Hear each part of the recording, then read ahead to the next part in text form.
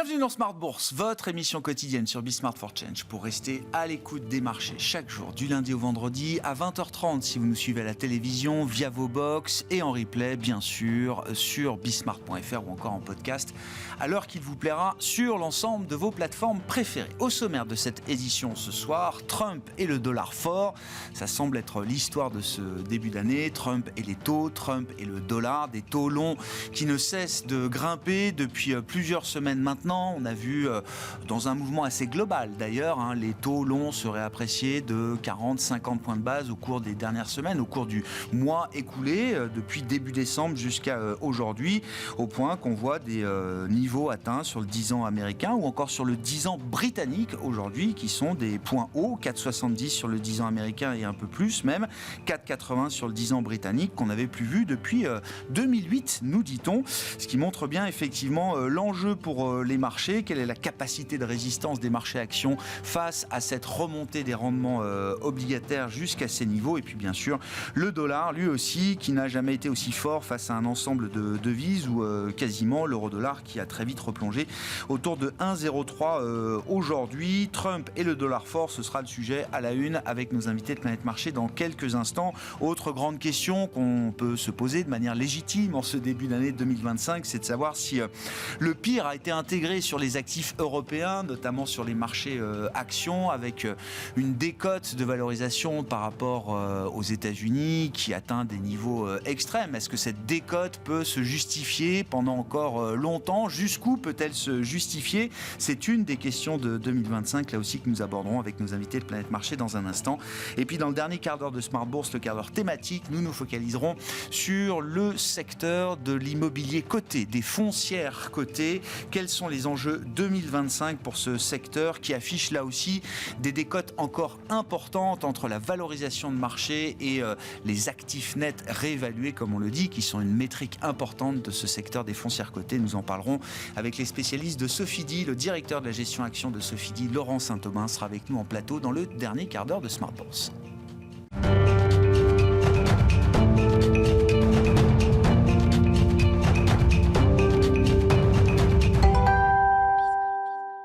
Tendance, mon ami, chaque soir en ouverture de Smart Bourse, les infos clés du jour sur les marchés avec Pauline Gratel. Bonsoir Pauline. Bonsoir. Et il va falloir s'y habituer, Donald Trump fait bouger les marchés. Oui, alors que le CAC 40 stagnait ce matin après avoir gagné presque 3% sur les deux dernières séances, l'indice parisien cède finalement 1% autour de 7400 points. Selon CNN, Donald Trump envisage de déclarer l'urgence économique nationale pour pouvoir justifier les droits de douane qu'il souhaite mettre en place. Aux États-Unis, les grands indices ouvrent en léger repli.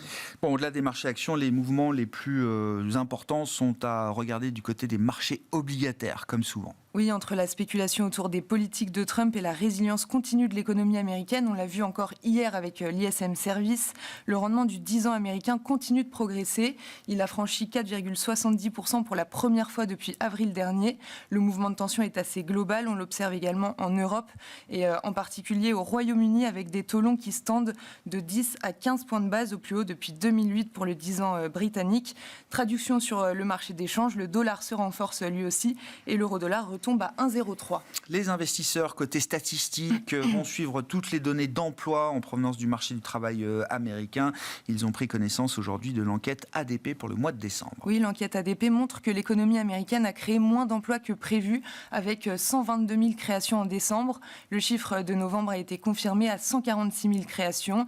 Cette publication intervient en préambule du rapport officiel sur l'emploi du département du travail américain vendredi. L'actualité entreprise plutôt favorable pour les entreprises européennes aujourd'hui et françaises notamment, avec une vedette sur le marché parisien, c'est le titre Pluxee. Oui, la société de chèques cadeaux et titres restaurants s'envole de plus de 13% après avoir dépassé les attentes au premier trimestre. Ses revenus progressent de plus de 13% en données comparables sur la période. Pluxee en profite pour confirmer ses objectifs 2025 et 2026. Le titre est en tête du SBF 120 et dans son sillage, son concurrent Edenred est en tête du CAC 40 en hausse de plus de 3%. Vallourec est dans le vert également aujourd'hui. Oui, l'entreprise figure également dans les fortes hausses du SBF 120, plus 5% après avoir annoncé avoir atteint son objectif de dette nette nulle avec un an d'avance. Vallourec a réduit sa dette de plus de 240 millions d'euros au quatrième trimestre 2024. À l'inverse, on retiendra le repli du titre Trigano. Trigano fait état d'un chiffre d'affaires en repli de 18% au premier trimestre en données comparables, notamment à cause de stocks trop importants. L'action lâchait presque 8% en début de séance avant de se stabiliser en repli d'environ 2% à Paris. Quel sera le programme de demain pour les investisseurs, Pauline ? Les investisseurs prendront connaissance des ventes de détail de novembre pour la zone euro, ainsi que la production industrielle allemande de novembre. À noter, demain, les marchés américains resteront clos pour les funérailles de Jimmy Carter. Tendance, mon ami, chaque soir en ouverture de Smart Bourse, Pauline Gratel vous apporte les infos clés du jour sur les marchés.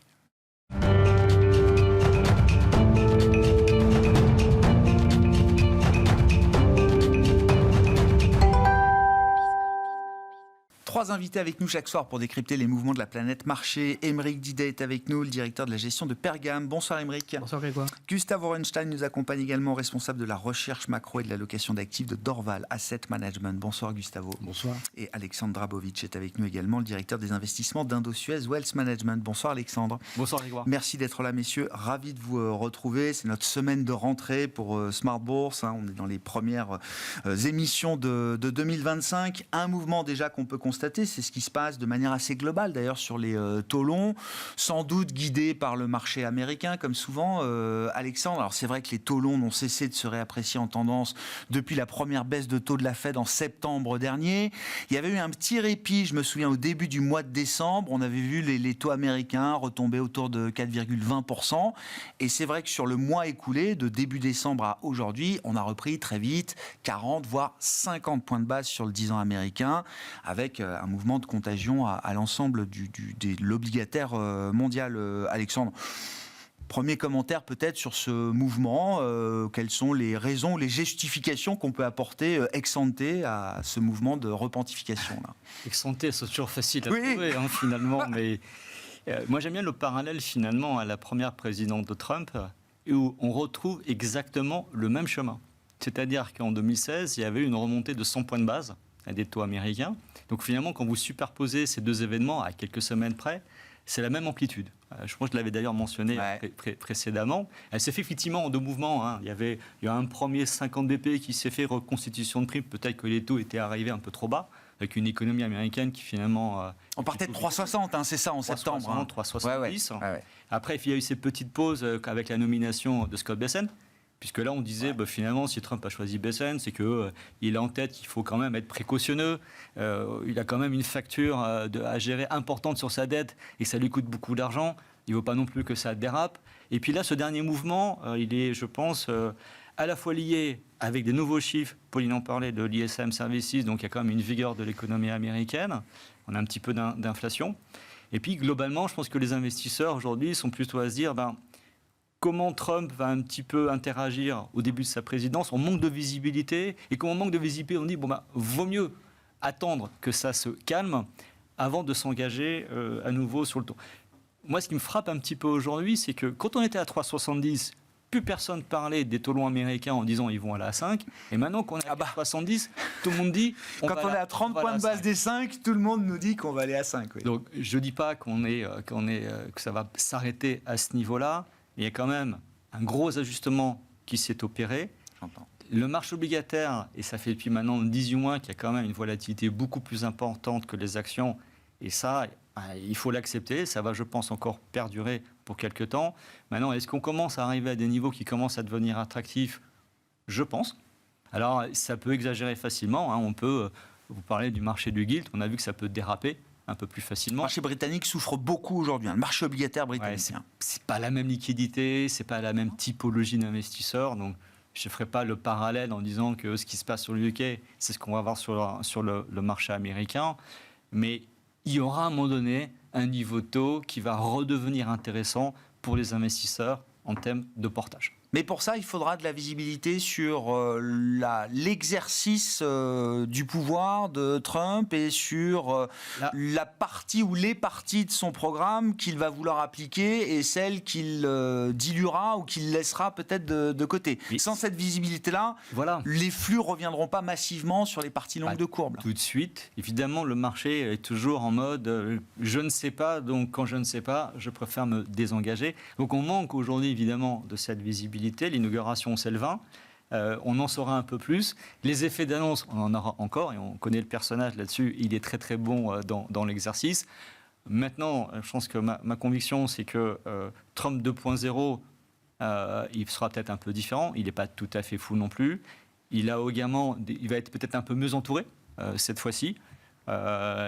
Et à la fin de la journée, Trump, lui, son baromètre, c'est quand même les actions. C'est le S&P 500 en termes de réussite économique, mais son baromètre en termes de crédibilité financière, ça sera le 10 ans. Ouais.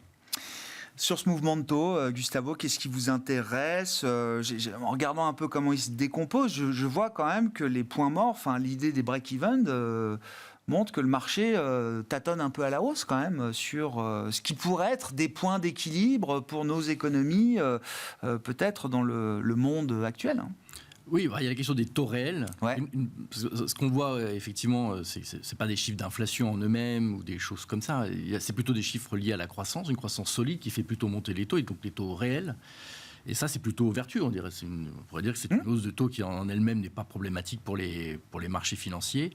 Le problème, simplement, c'est que Trump arrive dans une économie américaine qui est déjà... avec un marché du travail... Alors, qui a refroidi, heureusement. Je dirais heureusement qu'on est dans une phase où le marché du travail c'est déjà un peu est en refroidissement. Imaginez si c'était arrivé tout ça il y a encore quelques mois en arrière. Bon.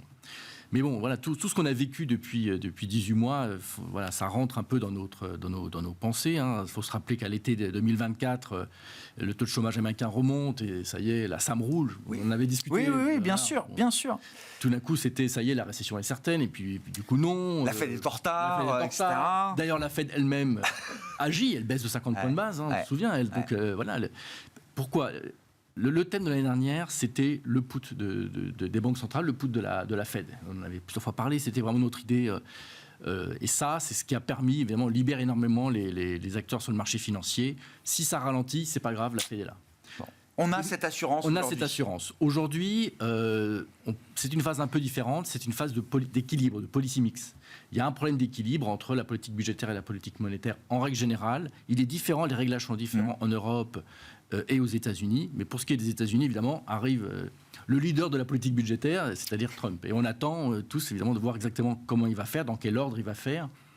Et c'est assez complexe. Par exemple, s'il y a les droits de douane, mais que simultanément, il y a une baisse d'impôts, bon, il y a une forme d'équilibre à peu près maintenu d'un point de vue économique. Si finalement, il passe que les droits de douane et pas du tout du côté des impôts, là, pour le coup, c'est juste une hausse des impôts.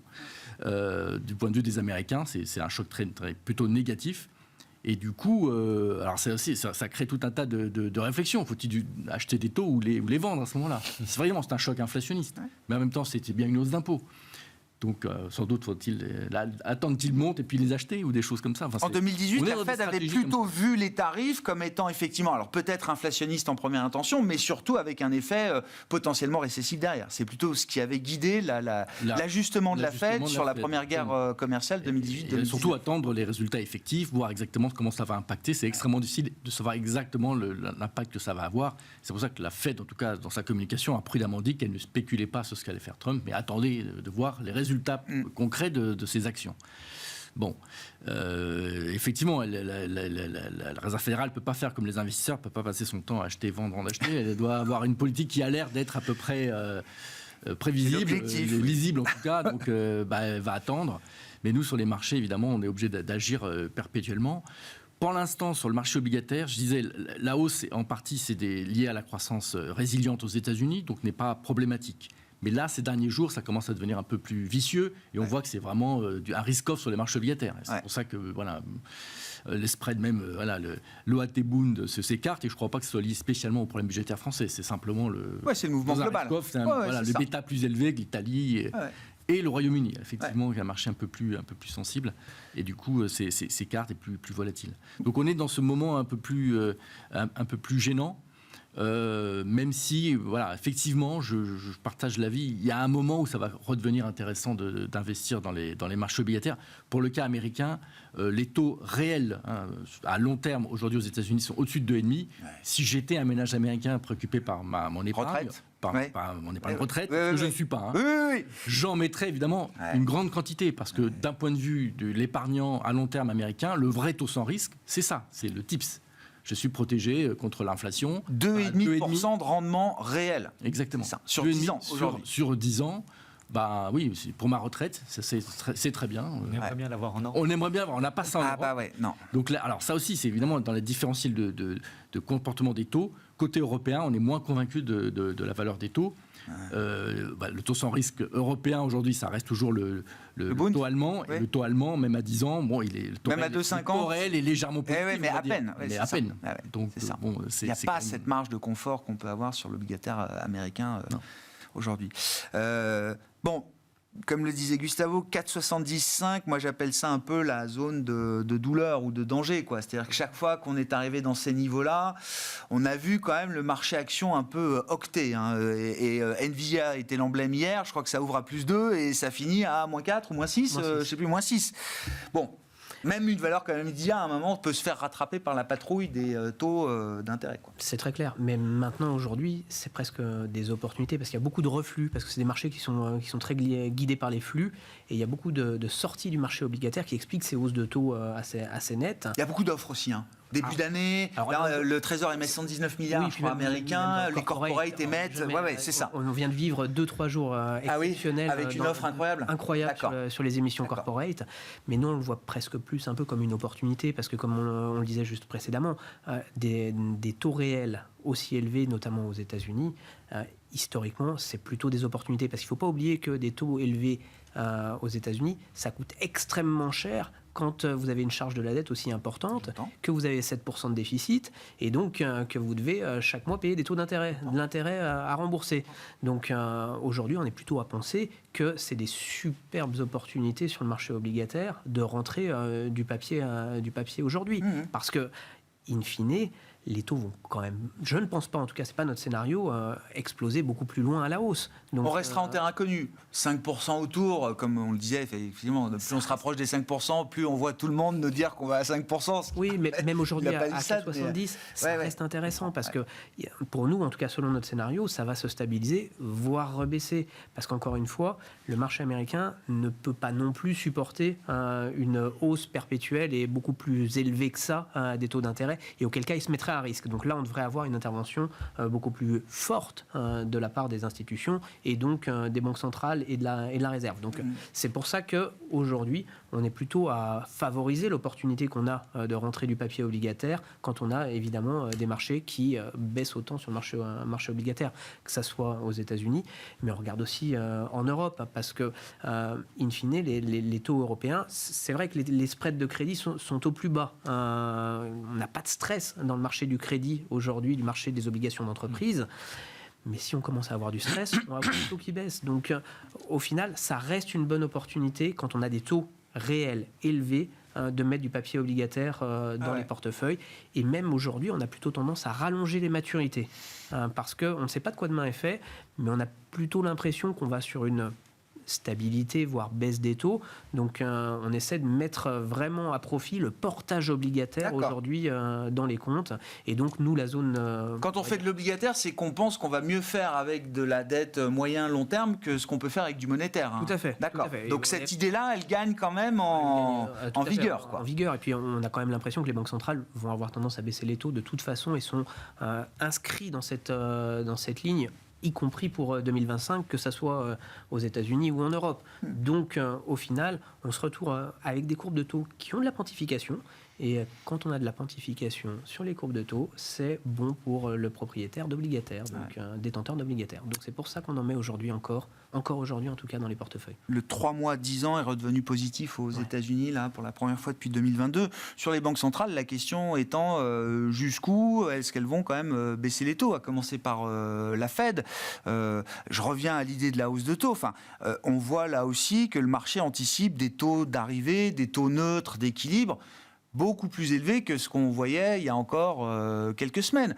Aux États-Unis, mais aussi en Europe. Quand je regarde les prix de marché, le marché se dit que la BCE aura peut-être du mal à baisser les taux en dessous de 2%, alors que c'était une idée qui commençait vraiment à faire son chemin, peut-être il y a encore quelques semaines ou quelques mois, Alexandre. Et aux États-Unis, le marché n'imagine pas que les taux fédéraux pourront baisser facilement en dessous de 4%. Dans le contexte actuel. Gustavo l'a dit tout à l'heure, finalement, la Fed, elle a été claire en tout 2024. Elle a dit que ce sera 3 ou 4 baisses. Le marché était entre 7 baisses et 0. Finalement, elle a fait ses 100 BP. Ouais. Donc, en fait, on voit que le marché peut aller dans tous les sens. On ne va pas réviser non plus les taux tous les jours. Elle ne peut pas non plus aller changer d'avis tous les jours. Maintenant, je dirais quelque part, la Fed est un petit peu smart actuellement parce que le marché anticipait trop de baisses. Donc là, elle a un peu calmé le jeu. Donc quelque part, elle se donne peut-être un peu d'optionnalité à ce niveau-là. Dit autrement, OK, on n'aura peut-être que 2 baisses des taux sur l'année à venir. Elle est aussi un peu en mode en gestion de risque. Oui. Parce qu'il y a effectivement cette inflation où les tarifs douaniers pourraient importer de l'inflation. Et là, elle se dit qu'il faut quand même être un peu précautionneux. Mais je rappelle, au mois d'août, et l'analogie est très très bonne, c'est dès qu'on a eu un petit problème sur l'emploi, on sait très bien que la Fed elle peut être réactive et elle va dire, moi, mon mandat, c'est double. Et avant tout, c'est maximiser l'emploi. Donc elle peut se permettre à moins de dire, vous savez quoi, l'inflation, les tarifs douaniers, c'est temporaire, c'est un effet et on va passer à travers. Par contre, j'ai un emploi qui est en train un petit peu de se ralentir. Moi, je veux empêcher le risque de récession et donc je serai derrière. Donc elle est, je dirais quelque part aujourd'hui, avec un marché dont les attentes se sont bien calmées, elle peut se permettre aujourd'hui, à un moment donné, d'avoir un discours en disant, vous savez quoi, je pourrais peut-être même m'accompagner, et ma politique est peut-être même restrictive, parce que les taux réels aujourd'hui aussi élevés, elle a finalement une politique restrictive. Et on l'a vu en général, et je reviens à ce qui a été dit, quand les taux longs sont un peu trop tendus, on a même vu à un moment donné des membres de la Fed qui s'exprimaient pour essayer d'un petit peu calmer le jeu. Ouais. Alors, il y a la notion de put sur le S&P. Moi, j'aime bien aussi la notion de put sur l'obligataire. Ouais. Parce que la Fed, c'est pas le Trésor évidemment, mais ils travailleront ensemble. À 5%, je pense que M. Powell, il dort pas très très bien. Ah bah non. Donc, voilà. Donc la pontification de la courbe, elle peut continuer à s'accentuer, mais on pourrait tout à fait avoir aussi un phénomène où à un moment donné, on peut avoir des taux courts qui se détendent et une stabilité du long terme. Maintenant, pour la BCE, je pense que c'est un peu différent. Dans le sens où elle n'a pas la problématique d'une économie vigoureuse comme aux États-Unis, c'est plutôt une économie qui est de molle. Si Trump tape sur l'Europe, nous, on a un peu du mal à se mettre en ordre de marche pour négocier et à trouver un deal avec lui. Et le ton de la BCE, il change quand même un petit peu. Donc effectivement, à un moment donné, le marché se disait on pourrait aller à 1,5 en Europe, on revient à 2. Nous, effectivement, on a toujours en tête qu'on aura 4 baisses l'année prochaine chez Indo-Suez. Okay. Mais voilà, on a en gros ce matin une prédiscussion avec notre comité d'investissement la semaine dernière. Je pense qu'on va plutôt réviser même encore un peu plus bas. Et la BCE, plus que 4 baisses. Oui. Oui, c'est ça. La BCE, elle a 8 meetings cette année. Donc, elle aura 8 occasions de baisser les taux. Est-ce qu'elle va faire, par exemple, une baisse de 50 comme la Fed ? Non. À mon avis, il y a suffisamment de faucons pour dire non, on ne va pas aller aussi vite que ça. Mais on pourrait très bien avoir 5 fois une baisse de 25. On pourrait aller à 1,75. Mais ce qu'il faut avoir en tête, c'est que même à 2 ou 1,75, on est neutre. On n'est pas en politique accommodante. Où on est en train d'accompagner l'économie et aider l'économie. C'est ça qu'il faut avoir en tête. On parle du taux neutre. On parle du taux où je suis en train de réinjecter quelque chose dans l'économie. Alors, est-ce qu'elle pourrait aller, est-ce que par exemple, vous savez, les anticipations de la Banque suisse, même aller à taux zéro, voire même négatif. Ah ben on en reparle. On en reparle. On y est très très loin, puisqu'on n'est pas en déflation comme en Chine, par exemple. Mais il est vrai qu'on a quand même des forces aussi déflationnistes, notamment au niveau des salaires. Ça a été une préoccupation pour la Banque centrale européenne, mais aujourd'hui, avec un marché du travail et une économie qui est en train de ralentir, la capacité, et on l'a vu même, il y a un indice qui traque en fait la progression des salaires, et il est en train de retomber très très vite, ça peut donner un certain niveau de confort à la BCE, et en tout cas dans son discours, dire, eh bien finalement cette force-là aujourd'hui, est en train de descendre, donc je suis capable de baisser les taux parce que j'arrive finalement à mon inflation cible de 2%, donc je peux donner de l'air. Bon, l'inflation des services reste à 4%. C'est ce qu'on a vu encore cette semaine. Ça bouge pas influencé beaucoup. Par on va dire ce résiduel de pression qui venait des salaires, mais qui est en train de diminuer. Ça va être, comment vous voyez l'année des banques centrales? Ça va être une année de tâtonnement, là, effectivement. Déjà, la question du taux neutre reste toujours une question très ouverte, de ce point de vue-là. Gustavo? Oui, justement, je disais l'année 2025 tout à l'heure, c'est l'année du policy mix. Et donc ça, c'est 2024. Ah pardon, 24, oui, 24. C'est le policy mix. D'accord. Qu'est-ce que ça veut dire? Le policy mix, les économistes utilisent ça pour rappeler qu'en fait, la politique monétaire ne peut pas être jugée indépendamment de la politique budgétaire. C'est un ensemble. Du coup, où est le taux neutre? Qu'est-ce que c'est une politique monétaire restrictive ou pas? Ça dépend de la politique monétaire et la politique budgétaire qui l'accompagne. Et là, il y a vraiment une énorme différence entre la position des États-Unis aujourd'hui, où il y a un déficit très important, et arrive Trump avec l'idée d'en rajouter encore, enfin de déréguler, de pousser encore plus la croissance, mais sûrement pas de baisser le déficit. Alors, il n'est pas tout seul, effectivement. Il y a un débat, parce que les Républicains ne sont sûrement pas tous d'accord sur ces questions-là. Mais entre ce qu'ils veulent, ce qu'il va sortir, tout ça est assez compliqué. Mais disons, pour l'instant, l'impression que ça laisse, c'est plutôt qu'on continue sur une politique budgétaire quand même très, très expansionniste, un déficit budgétaire qui reste constant. Ce qui fait que la politique monétaire doit être d'autant plus resserrée, ne serait-ce que pour maintenir la forme d'équilibre. En Europe, c'est complètement différent, puisque on a plutôt une politique budgétaire plutôt resserrée qui se resserre, et simplement on espère qu'elle se resserrera moins. Il y a la question de l'Allemagne, et puis il y a la question de la France, de tous les débats actuels budgétaires, où on ne sait plus très bien si le risque, c'est qu'ils en fassent trop ou pas assez. Enfin, disons, d'un point de vue maintenant, c'est conjoncturel... réduire le déficit à moins de 5% cette année, ce serait un danger. C'est ce qu'on entend. C'est ça. C'est assez logique. On sait bien que c'est un coût, et le faire à un mauvais moment... le faire trop vite, trop fort, on sait que c'est contre-productif. Je prends une casquette vraiment d'analyse purement cyclique, sans parler de la soutenabilité à long terme ou quoi que ce soit. Donc il y a des questions de cet ordre-là, et qui sont différentes entre les États-Unis et l'Europe. Mais il faut bien avoir en tête que c'est cette histoire de policy mix qui compte. Et donc, on ne peut pas juger de savoir s'il a fait des neutres ou au-dessus du neutre, ou resserre ou ne resserre pas, indépendamment de ce qui se passera justement du côté de la politique budgétaire. Et là, il y a toutes les incertitudes politiques dont on a parlé. On peut imaginer une divergence forte, si nécessaire, entre la Fed et la Banque Centrale Européenne. Enfin, les fondamentaux pourraient justifier et pousser même la BCE à continuer d'agir en solo, quand la Fed se serait peut-être déjà mis en pause pour une durée longue. Je pense. La BCE a déjà montré l'année dernière qu'elle n'était pas du tout suiveuse. Elle a un mandat... On est moins inquiet sur cette capacité de la BCE à continuer à y aller en solo. Ce qu'elle a démontré l'an dernier prouve que c'est possible.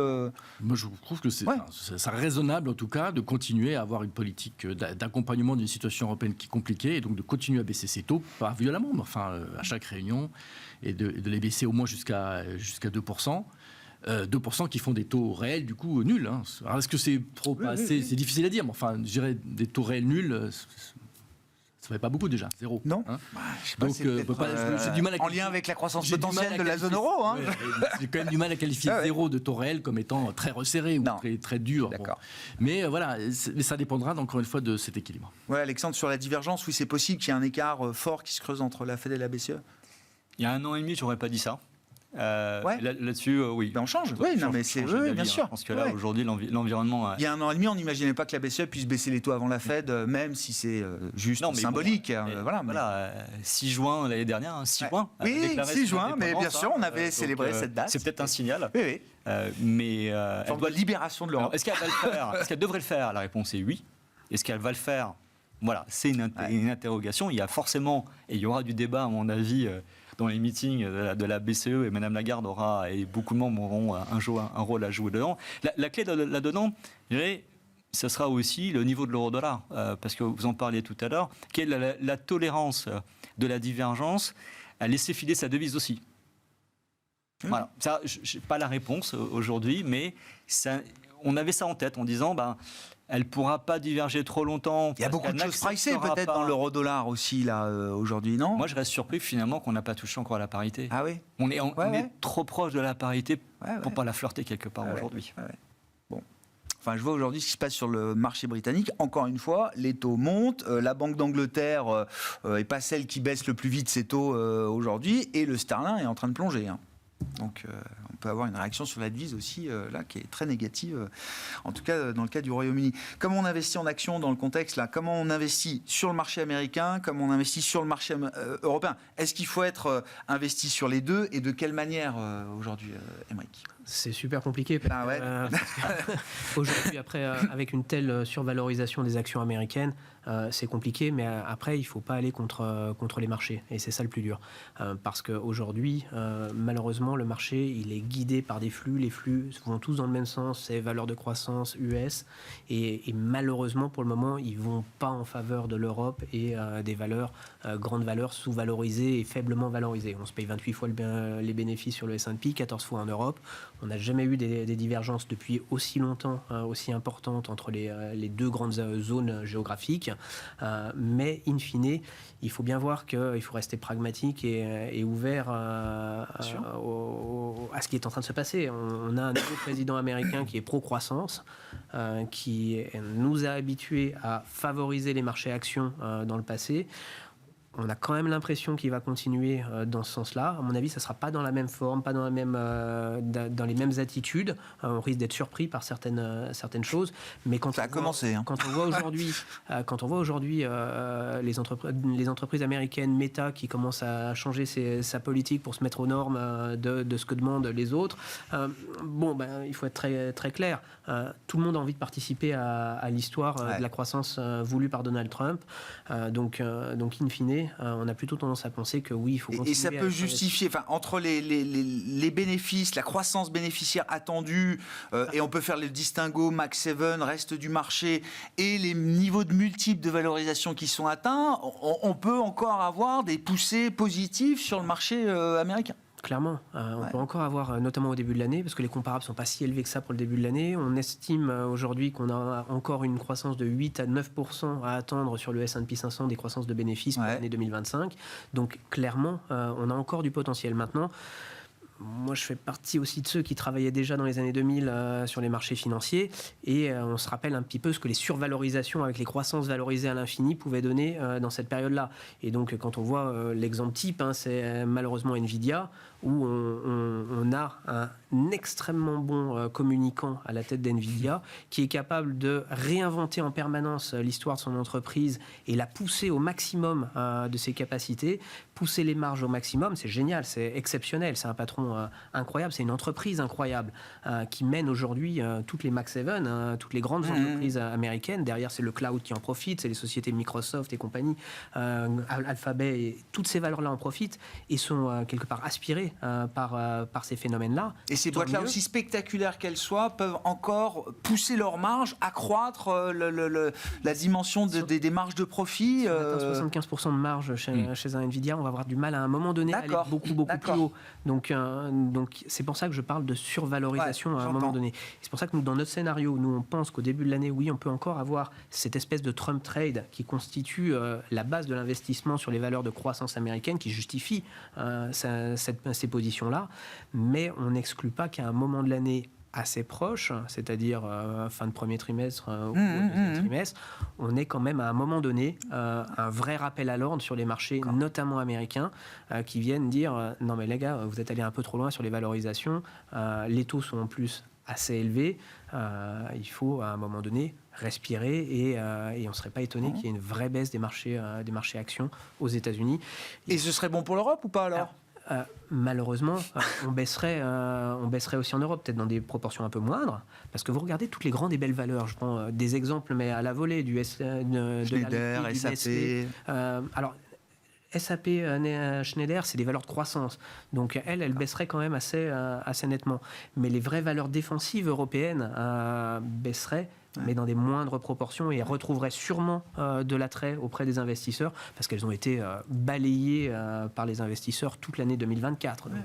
Donc aujourd'hui, on a quand même un sentiment que oui, on peut participer encore un peu à la fête avec ces valeurs de croissance, parce qu'il y a du fondamental, il y a de la croissance, il y a des perspectives de croissance bénéficiaire, ça, il n'y a pas de sujet, mais à un moment donné, Il y aura un moment de rendez-vous, quoi. On ne sait pas d'où va venir l'étincelle, mais on sait qu'elle va venir. Oui. Et pour le coup, on est assez persuadé avec Trump, le risque d'étincelle est toujours présent.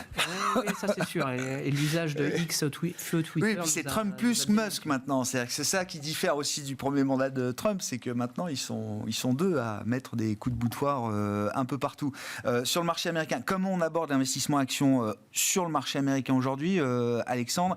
Et quelle chance pour l'Europe de voir peut-être une partie de la décote de valorisation se réduire? Et comment on a envie d'aborder le marché américain? Par quel bout? En fait, la problématique aujourd'hui pour beaucoup d'investisseurs, c'est le niveau de concentration de l'indice américain. Je donne quelques chiffres. Les 10 capitalisations boursières américaines, c'est 37% du S&P 500. Ouais. Pour remplir les 50% de l'indice, aujourd'hui, vous n'avez besoin que de 26 sociétés. D'accord. Le S&P 500, c'est pas forcément le mieux diversifié. Mais c'est juste le S&P ou petite parenthèse là-dessus? Parce que j'avais fait le calcul, si on prend les 10 premières valeurs du CAC 40, je crois qu'on arrive à un taux qui est proche de 40. Oui, c'est ça. Ouais. C'est-à-dire que on parle beaucoup du S&P parce que le poids des valeurs est gigantesque. Mais cette concentration, on l'observe. Le MIB en Italie, c'est quelques valeurs. Le DAX, c'est quelques valeurs aussi. Enfin, sur les indices émergents, on retrouve ça partout. Avec TSMC, par exemple. Ouais, c'est ça. Et il y a, je trouve un petit peu peut-être une confusion entre concentration de marché et dominance. Parce que des Nvidia, il n'y en a pas qu'un sur la planète. Il n'y en a qu'un seul. Donc en fait, il y a des moyens évidemment de diversifier ce risque de valorisation pour déconcentrer les indices qu'on appelle les indices SMART. Donc ils ne vont pas pondérer par la capitalisation, vous pouvez le faire de manière équipondérée, vous le faire pondérer par les risques. Tout ça, c'est plutôt sur une approche de risque. Maintenant, nous, en tant qu'investisseurs, est-ce qu'on veut délaisser cette partie de la cote où il y a une énorme croissance, il y a des marges, il y a des flux, et il y a des CEO emblématiques? Je trouve que c'est compliqué. Les Max 7, on attend 20% de croissance bénéficiaire cette année. 18, c'est ça. Mais 18, bon, c'est 50% de plus que le reste de la cote. Donc finalement, c'est ça, c'est plus que le reste de la cote encore. La croissance des profits là, mais pour autant, il y a quand même une diffusion un petit peu de cette croissance des profits au reste de la cote. En 2023, toute la performance, c'était les Max 7. L'année dernière, c'était la moitié. Donc, il y a un rééquilibrage. Et nous pensons, par exemple, dans notre gestion de portefeuille chez Indosias, on a plutôt tendance à dire on garde quand même du S&P et du Max 7, donc les 7 fantastiques, et on plutôt que de faire de l'équipondéré, on peut faire rajouter, par exemple, des small caps. Alors, plutôt la partie profitable des small caps, parce qu'on se dit, voilà, Trump, il est plutôt marché domestique. Il veut même baisser la fiscalité, notamment sur les entreprises qui produisent en domestique, et l'amener à 15%. Donc ça devrait favoriser ce type d'entreprise. C'est d'ailleurs un segment marché qui est assez délaissé. Donc finalement, c'est peut-être une façon de se diversifier, de résoudre ce problème de concentration. Mais ne confondons pas la concentration à la dominance, parce que finalement, cette dominance, elle est américaine, elle est présente, elle ne va pas disparaître du jour au lendemain. Et si vous en privez, vous privez potentiellement de belle croissance et donc de belles performances. Gustavo, comment vous abordez l'investissement action sur le marché américain, sur le marché européen? Et c'est vrai que 2024 n'est pas que l'histoire des Max 7. Il y a des financières, des valeurs d'énergie, des valeurs industrielles aux États-Unis qui ont affiché au sein du S&P d'excellentes performances également. Oui, et mieux que la tech parfois pour certaines. Et même en Europe. Quand on dit à beaucoup de nos clients ou des investisseurs que l'année dernière en Europe, la meilleure performance, c'était les banques, le secteur bancaire globalement, ils nous disent c'est quoi, plus 23%, c'est ça? Oui. Et ça fait quelques années, ça fait 2-3 ans que ça fonctionne comme ça. Malgré toutes les difficultés de l'Europe, etc. Donc on leur rappelle toujours que, c'est vrai, je suis économiste chez Dorval, mais enfin, tout de même que les marchés, c'est pas que une question de macroéconomie, évidemment, et qu'il y a des histoires spécifiques, des dynamiques de marché, et que les banques sont un bon exemple, même si l'Europe a des difficultés économiques claires, les banques, les valeurs bancaires, qui pourtant sont réputées être très sensibles à la macroéconomie, on fait très bien, pour d'autres raisons. Il n'y a pas qu'une question de croissance, etc. Donc il y a ces points-là à retenir. Nous, évidemment, toujours la même chose. Moi, dans la gestion, nous sommes des économistes dans le pôle dans lequel je travaille chez Dorval. C'est des économistes sur les marchés boursiers, donc on ne veut pas prendre beaucoup de risques spécifiques. Le problème, évidemment, c'est que les Max 7 elles ont un mag. Si elles sont magnifiques, les marchés sont rarement complètement idiot. À côté de la plaque, oui, je suis d'accord avec cette idée. Oui, je suis d'accord avec cette idée. C'est ce que j'ai appris quand même depuis quelques temps que je travaille. Merci de le dire et de le rappeler. C'est quand même assez efficient. C'est pas du tout évident de repérer des exagérations, quoi que ce soit. Donc elles sont bien fantastiques. Simplement, elles sont fantastiques chacune pour leurs propres raisons. Je pense qu'elles ne sont pas du tout fantastiques spécialement parce que les taux d'intérêt font ceci ou cela. Non. Leur rapport au taux d'intérêt est très complexe. Ouais. Fondamentalement, ce sont des entreprises de qualité. Alors, par contre, comme elles sont chères, les attentes sont très élevées. Et aussi, en tant qu'économiste, je connais la loi des rendements décroissants. Après, ça peut mettre très longtemps. Mais quand on investit, qu'on a des capex de ce niveau-là, Microsoft ou d'autres, parce que Nvidia, si elle gagne beaucoup d'argent, c'est parce que c'est l'argent qu'elle récupère des autres, les 6 autres qui lui investissent chez elle. Donc c'est un peu entre elles, cette histoire. Mais est-ce qu'ils vont réussir à rentabiliser de tels investissements ? J'en sais rien. C'est pas, en tant qu'économiste, j'ai pas grand-chose à dire. Je suis pas un spécialiste de l'IA. Mais disons que mon expérience générale me fait dire que c'est pas évident que ça sera aussi rentable qu'il l'imagine.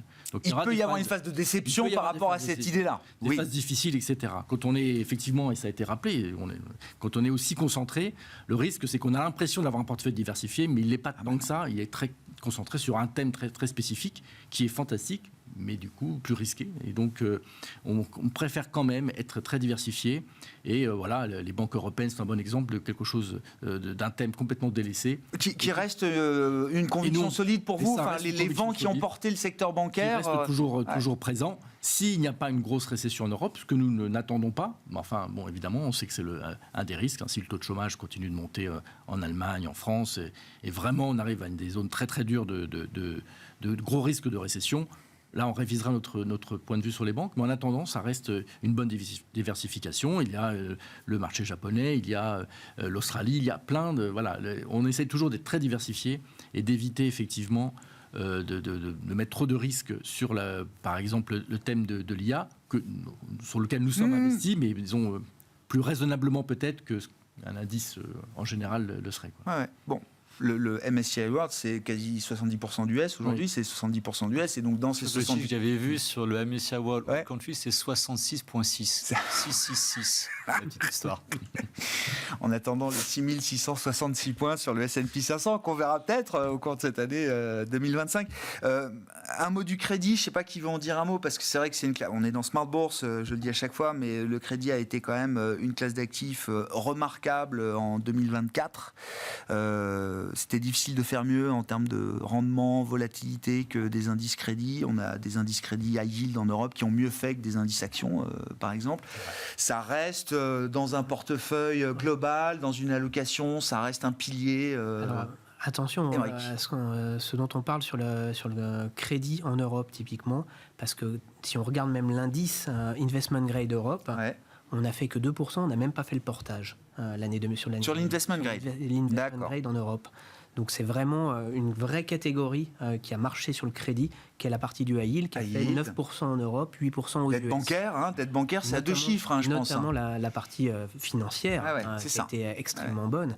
Mais l'indice crédit en lui-même, Investment Grade, donc des obligations d'entreprise bien notées, il a clairement sous-performé, il n'a même pas fait le portage. Parce que l'IG est beaucoup plus corrélé au taux d'État, exactement. Alors que on a des niveaux qui sont beaucoup plus élevés sur le high yield et donc du rendement du portage beaucoup plus élevé. Et il y a eu des resserrements de spread sur la catégorie high yield qui ont été plus importants. Et donc c'est là où... et donc le bon pain est derrière nous, c'est ce que vous dites Non, pas du tout, pas du tout. Au contraire. Au contraire. Pour nous, tant que les rendements et le portage est élevé, on a plutôt tendance à continuer à favoriser... Et malgré les spreads serrés, on trouve encore des rendements absolus notamment pour une raison qui est importante, les taux de défaut restent très bas, et surtout en Europe. Et surtout, on a toujours cette espèce de... c'était Alexandre qui le disait très bien, il y a ce put sur les taux qui est toujours présent et qui risque de nous accompagner toute l'année 2025, aussi bien aux États-Unis qu'en Europe.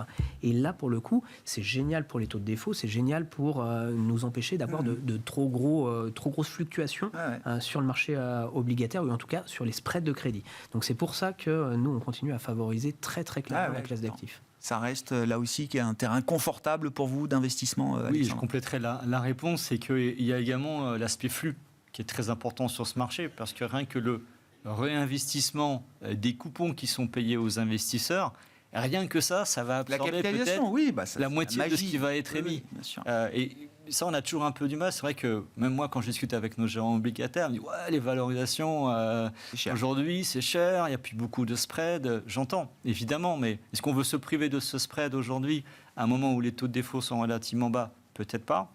Après, ramener au niveau du rendement, ça reste encore attractif. Puis la vraie question, finalement, est de se dire, mais où est-ce qu'il est le risque aujourd'hui? Est-ce que c'est sur une entreprise qui est profitable, qui rend du cash et qui n'a pas de problématique de bilan? Ou est-ce que c'est plutôt un État? Alors, dit autrement, j'avais déjà évoqué cette idée, elle est peut-être un peu saugrenue, mais à quelle mesure, un jour, on pourra avoir des spreads négatifs? Microsoft, ils empruntent à, je ne sais plus, moins 12 BP, proche des US. Oui. Et pourquoi on ne pourrait pas avoir à un moment donné des entreprises qui empruntent un taux inférieur à l'État? Oui. Donc, voilà. Donc, après, le statut de valeur refuge, d'actifs sans risque, a peut-être une partie a peut-être été perdue par les souverains et une partie a peut-être été regagnée par des corporates. Sur la dernière décennie, la notion d'actifs sans risque a été quand même challengée à plusieurs reprises.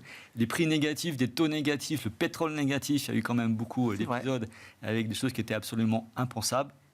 On a des swap spreads négatifs, c'est ça aujourd'hui, qui montrent une petite défiance peut-être sur les signatures des États. Complètement. Gustavo, sur la partie crédit, est-ce que c'est comment vous regardez cette classe d'actifs alors aujourd'hui, on n'investit pas dans le crédit, on fait uniquement des actions et des fonds d'allocation internationale. C'est ça que vous pilotez chez Dorval. Voilà, absolument. Donc on fait des actions d'un côté et de l'autre côté du monétaire. Du monétaire. Alors monétaire dans le sens c'est des TCN, c'est bien du crédit quelque part. Enfin bon, je dirais que c'est pas on joue pas, on prend pas beaucoup de risques là-dessus. Oui, mais la raison, d'abord c'est parce qu'on a des actions et mélanger des actions et du crédit. Par exemple, si je mélangeais des actions et du high yield, je suis en train d'empiler des risques qui vont bien sûr se corréler au pire moment. Évidemment, le high yield, c'est une classe d'actifs très intéressante, mais forcément, si les entreprises sont dans le high yield, c'est pour une raison. Le marché, encore une fois, les investisseurs sont pas complètement absurdes, donc s'ils font payer des rendements plus importants, c'est bien que ce sont des entreprises beaucoup plus fragiles.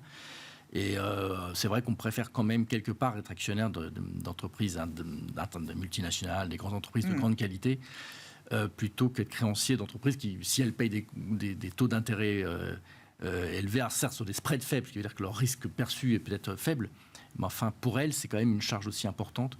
Donc c'est vrai que c'est pas la classe d'actifs sur laquelle aujourd'hui on irait investir.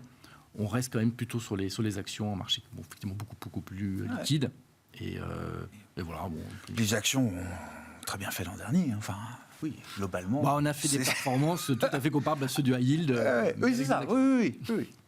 Bon, merci beaucoup, messieurs. Merci pour votre éclairage, vos réflexions de début d'année sur ces perspectives de marché, ces perspectives économiques et ces solutions en matière d'investissement. Gustavo Orenstein, responsable de la recherche et de l'allocation d'actifs de Dorval Asset Management, Aymeric Didet, directeur de la gestion de Pergame, et Alexandre Drabovic, directeur des investissements d'Indosuez Wealth Management, étaient les invités de Planète Marché.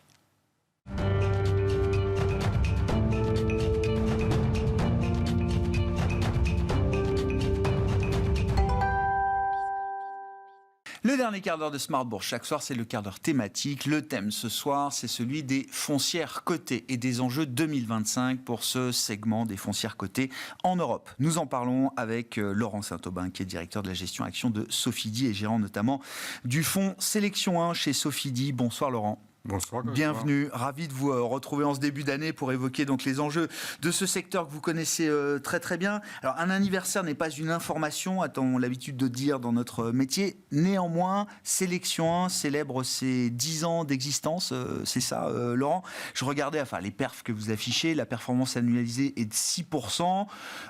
Au global, sur ces 10 ans, vous faites à peu près 2 fois mieux que l'indice de référence, c'est ça Laurent. Rapidement, c'est quoi le ou les grands enseignements de ces 10 ans et de cette surperformance? C'est-à-dire, quels ont été les grands moments ou les grands moteurs qui ont permis cette surperformance de Sélection 1 par rapport à votre indice? Je pense d'abord que c'est le signe qu'on peut, en faisant de la gestion active, malgré des frais supérieurs, faire beaucoup mieux que son indice de référence. Après, il faut quand même que je reconnaisse que c'est sans doute plus facile quand on a un fonds dédié à un seul secteur. J'entends. Que quand on a un fonds multisectoriel. Battre le marché dans son ensemble, ça reste compliqué. Oui, je crois que c'est de plus en plus difficile. Ouais. Je le sais d'autant plus que j'ai géré aussi des fonds multisectoriels. La raison de la surperformance, c'est toujours la même. Il faut faire des choix drastiques, ne pas être investi dans une partie de l'indice. Aujourd'hui, on est investi dans la moitié des valeurs de l'indice seulement. Et aller aussi chercher à l'extérieur des thématiques d'investissement, donc faire preuve de curiosité, faire preuve de hardiesse aussi, ne pas hésiter à avoir des positions importantes sur des valeurs un peu plus exotiques. Et voilà, c'est comme ça qu'on fait notre petite cuisine. Audace et gestion de conviction, voilà, c'est la recette de 10 ans, là, des 10 premières années de sélection.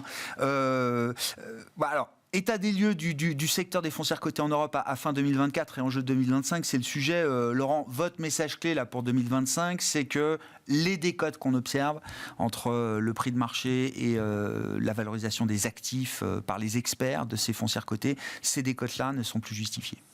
Alors, le secteur, il est biface comme Janus. Il y a un aspect où effectivement c'est tout à fait juste. Les décotes qui sont très importantes aujourd'hui, 32% de décotes sur la valorisation des actifs à fin 2024, ne se justifient probablement plus compte tenu de l'état industriel du secteur. Ouais. Donc, des revenus locatifs avec une belle visibilité, qui ont été soutenus par l'indexation et qui commencent à repartir sur les segments où il y a des actifs rares. Ça, c'est le premier point. Le deuxième point, c'est un réveil des transactions qui montre que les valorisations, les expertises reflètent l'état du marché. Donc on a eu Unibail-Rodamco qui a vendu 15% du Forum des Halles, Gecina qui a vendu son portefeuille de résidences étudiantes à Neuvines. On a eu Unibail également qui a vendu Trinity. Donc il y a un réveil, un début de réveil des transactions. Le sujet de la dette, du fameux mur de la dette, il est largement derrière nous. Donc dans ce contexte-là, effectivement, on devrait revenir à une situation de réduction des décotes, voire de disparition des décotes, ce qui n'est pas rare historiquement. C'est la situation dans laquelle on a été en 2007, dans laquelle on a été en 2013-2014. Ah ouais. Mais je disais que le secteur était biface, oui, parce que l'autre face, c'est une sensibilité extrême au taux d'intérêt et à la macroéconomie américaine. Ouais. Et la macroéconomie et les taux d'intérêt, ils sont aujourd'hui extrêmement perturbés par la prochaine arrivée de Donald Trump au pouvoir, qui exerce avec énergie un ministère de la parole dans tous les sens, qui se traduit par une crainte des marchés. Finalement, le scénario boucle d'or, la partie croissance, chiffres solides aux États-Unis, elle est toujours là. Par contre, la partie inflation, elle fait un peu peur, parce qu'augmenter les tarifs douaniers et expulser les migrants, ça fait augmenter les prix. Donc ça fait augmenter les taux. Il y a les problèmes budgétaires. Donc on a ce réflexe pavlovien qui consiste, quand les taux montent, à vendre les foncières, malgré la première partie industrielle qui est positive. Et sur la partie industrielle, oui, il n'y a plus de raison de voir des expertises baisser les prix et les valorisations. Alors chaque classe d'actifs est différente, mais je dirais qu'à part le segment du bureau en périphérie, où il y a sans doute encore une réserve de baisse de prix, on commence d'ailleurs à revoir des hausses de valorisation sur certains segments alternatifs. Ouais. Bon, sur les taux, c'est vrai que là, on a repris en un mois 50 points de base sur des taux longs américains. C'est un mouvement qui se globalise et qui se généralise tout de suite. Ce qui se passe aux États-Unis, on le retrouve au Royaume-Uni, en Europe, partout dans le monde. Si les décotes ne sont plus justifiées, ou si les taux, en tout cas, alors non, si les taux sont un problème, ça veut dire quoi ? Qu'il faut avoir un scénario, au moins une réflexion sur le sens des taux au cours de cette année 2025. Ça veut dire qu'il faut avoir une réflexion sur la partie politique monétaire également, quand on est gérant d'immobilier coté. C'est ça, Laurent ? Malheureusement, oui. Je ne sais pas si c'est malheureusement, mais c'est une grande partie de mon travail des dernières années, finalement. La partie aller voir les sociétés, c'est ce qui est le plus plaisant, mais c'est pas la partie fondamentale. Et un exemple, la question de l'investissement résidentiel allemand, qui reste le segment le plus important, elle est entièrement dépendante d'un scénario sur les taux, puisque le résidentiel allemand, c'est un secteur acyclique. Donc, est-ce qu'il va y avoir une récession en Europe, auquel cas il faut en avoir, ou est-ce que finalement la croissance européenne va tenir? Et puis, c'est un secteur avec de l'effet de levier, et donc qui est le plus sensible aux évolutions de taux. Ah ouais. Donc, Mais il y a des perspectives de baisse de taux en Europe quand même. Que Trump soit à la Maison-Blanche ou pas, il y a bien ces perspectives-là, elles existent. C'est effectivement le scénario que je privilégie, à savoir qu'effectivement, aux États-Unis, la Réserve fédérale va sans doute être beaucoup plus prudente dans les futures baisses de taux. Les marchés anticipent une pause assez longue. À l'inverse, en Europe, il y a un degré d'autonomie, je ne sais pas jusqu'où il va, pour continuer de baisser les taux, surtout s'il y a un effet récessionniste de l'imposition de tarifs douaniers. Bon, quel est le plan d'investissement pour Sélection 1, Laurent, pour cette année 2025? Vous évoquiez Unibail, Rodamco, Westfield. C'est la première valeur du fonds, c'est ça? Parce que c'est Unibail, Rodamco, Westfield, parce que c'est du commerce? En fait, moi, ce que j'aime chez Unibail, ce que j'aime aussi chez Klépierre, c'est la capacité à avoir les meilleurs emplacements et finalement, quelle que soit la conjoncture, et à avoir cette capacité à les maintenir pleins et à les relouer plus cher. Unibail, Klépierre avait un peu perdu ça avant le Covid, et finalement, on voit que ce moteur recommence à fonctionner.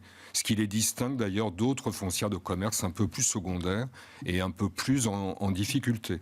Donc ça fait partie de ces actifs rares où il y a une capacité d'augmenter les loyers dont je parlais tout à l'heure. Ah ouais.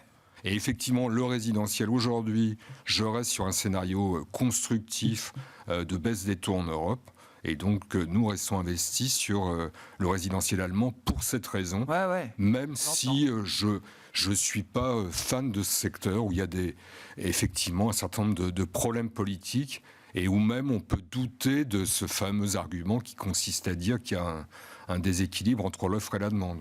Quand on a la démographie qu'on a en Europe, c'est pas un truc qui est absolument éclatant. Ouais. J'entends.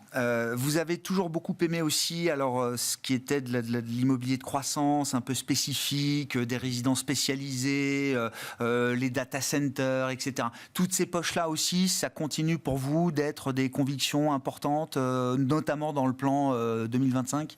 Alors tout le monde parle de data center aujourd'hui. En matière immobilière, vous avez deux choses. Vous avez la structure brute qu'on va livrer à un client.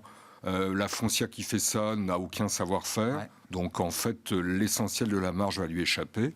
Et puis vous avez des opérateurs immobiliers qui exploitent et qui donnent des services à leurs clients. Et c'est sur cette niche-là qu'on est.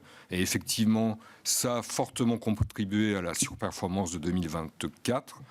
Ça représente 6% du fonds aujourd'hui, donc on reste là-dessus. Le deuxième élément qui est un peu nouveau, c'est le retour de disparités géographiques. La géographie, c'était pas important.